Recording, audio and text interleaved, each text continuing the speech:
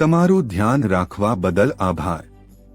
તમારો આત્મા, તમારું આત્મતત્વ, તમારી ચેતના આ બધાથી શ્રેષ્ઠ છે. જો તમે માનો, જો તમે નક્કી કરો કે તમારું ચૈતન્ય કંઈ પણ કરી શકે છે, તો કરી શકે છે. જો તમે નક્કી કરો કે તમે કરી શકો છો, તો તમે કરી શકો છો.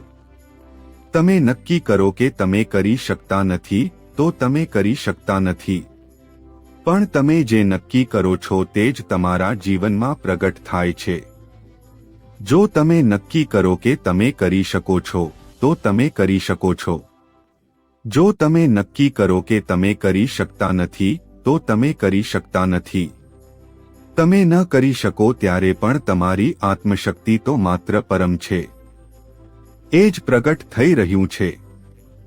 કારણ કે તમે નક્કી કરી લો છો કે ન કરી શકું, તો ન કરી શકો. એટલું જ. જ્યારે તમે નક્કી કરો છો કે તમે કરી શકો છો, તો તમે કરી શકો છો. જ્યારે તમે નક્કી કરો છો કે તમે કરી શકતા નથી, તો તમે કરી શકતા નથી. એ જ વાત છે.